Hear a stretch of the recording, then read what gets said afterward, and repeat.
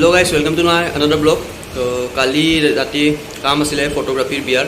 তো তাৰ পৰা আহোঁতে 4টা বাজিছে ৰাতিপুৱা। তো শুই আছিলোঁ দিনটো 3টা বজাত উঠিছোঁ। তো এতিয়া দোকান আহিছোঁ। তো দোকানত আহি আমাৰ ষ্টাফজন নাই, সি গৈছে ঘৰত ৰেষ্ট ল'বৰ কাৰণে। তো মই এতিয়া কিবা এটা বনাই খাওঁ। তো কি বনাই চাওঁ আহক, আপোনালোককো দেখাওঁ কেনেকৈ বনাওঁ।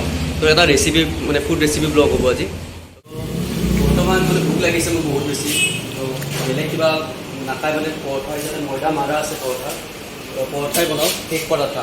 তো আজি আমি বনাইছোঁ এগ পৰঠা। এগ পৰঠা বনাই কিনে খাওঁ আৰু আপোনালোকে চাই লওক কেনেকৈ বনাওঁ। পৰঠা ময়দাটো মাৰা আছে, কেনেকৈ মানে আপোনালোকক কৈ আছোঁ। ইয়াতে ময়দা, অলপমান ৰিফাইন, চেনি, নিমখ আপোনালোকৰ মানে ময়দা হিচাপে অনুযায়ী দিব আৰু বেকিং পাউডাৰ অলপমান। তেনেকৈ পৰঠাটো ময়দাটো মাৰি ল'ব। এতিয়া আমি বনাই আছোঁ এগ পৰঠা। ময়দা লৈ ল'লোঁ।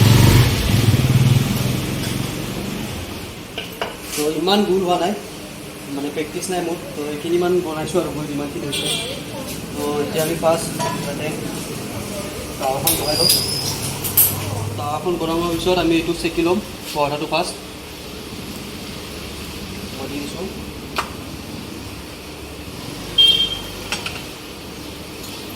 এইটো মানে অলপমান চেকালৈকে আমি কণীটো ভাঙি লওঁ।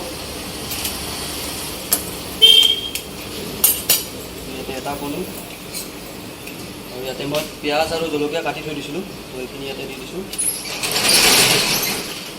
নিমখ আপোনালোকৰ অনুযায়ী যিমান লাগে দিব।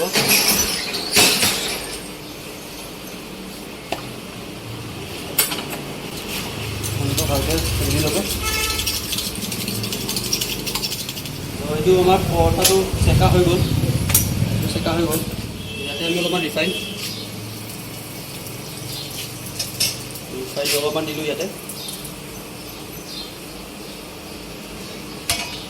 তাৰপিছত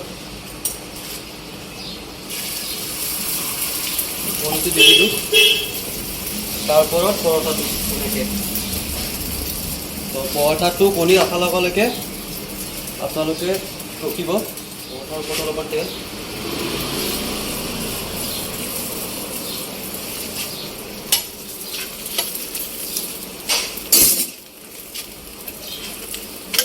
তো এইটো আঠা লাগি গ'ল পৰঠাটো।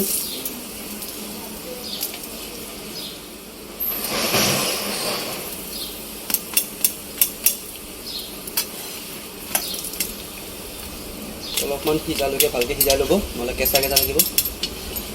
অলমষ্ট আমাৰ পৰঠা হৈ গ'ল।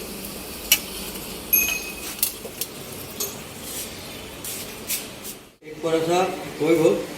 এয়া দেখিছে আপোনালোকে 5 মিনিটো লগা নাই। তো একদম ইজি হয়। তো বনাওক আপোনালোকে, ট্ৰাই কৰক। আৰু মই এতিয়া বৰ্তমান খাওঁ, এইটো বহুত ঠিক লাগিছে।